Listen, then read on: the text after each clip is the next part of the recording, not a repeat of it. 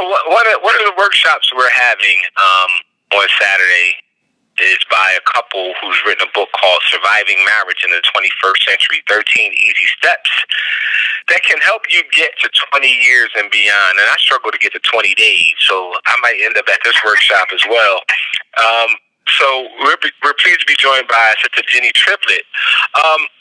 There was a little insight. One of the things I was talking about earlier is the need for brothers to be reconnected to their families, to their role as fathers, to their role as husbands. So I'm wondering, can you give us a little insight on what prompted you and your husband to write this book, and what are some of share with us one or two tips that we could use in our journey towards 20 years? Well, hey, how are you guys? Thanks so much for having us. Wonderful. And I say us because... Hello, Miss Jenny. Hello.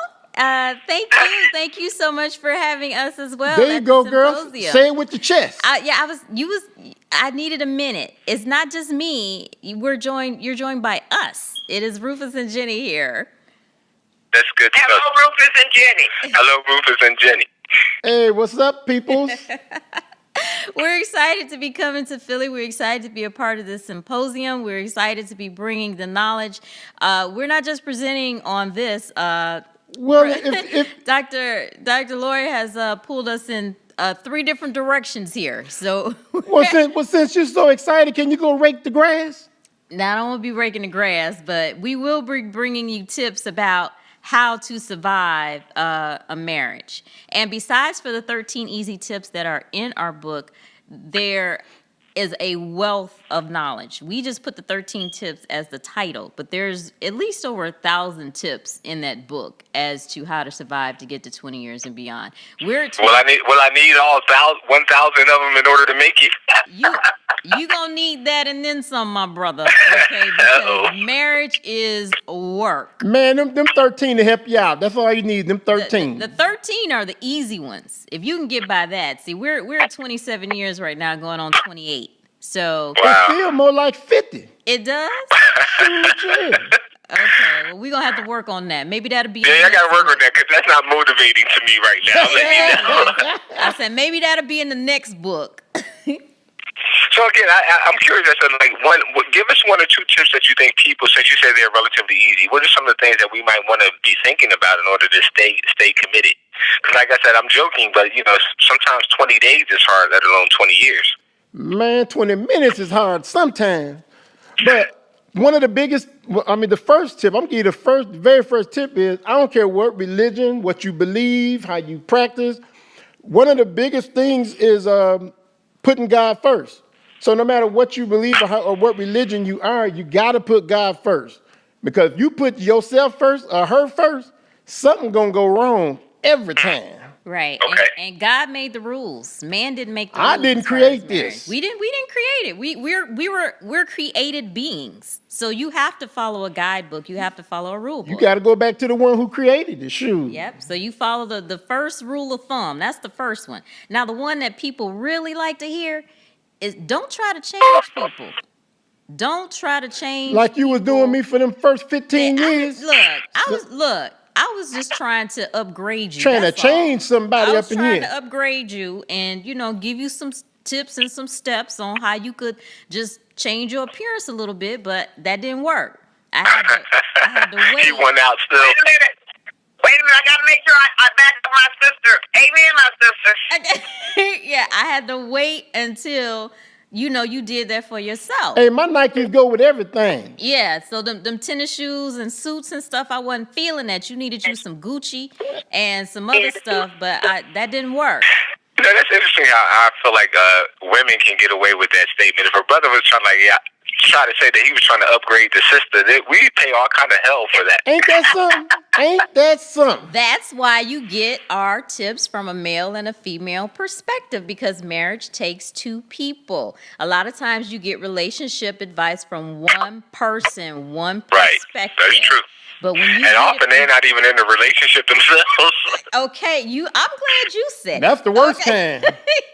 But when you get it from 2 people that's been in it for the long haul, the long, did I say long? The long haul? Yeah, you done said it too many times. But let me tell this brother something.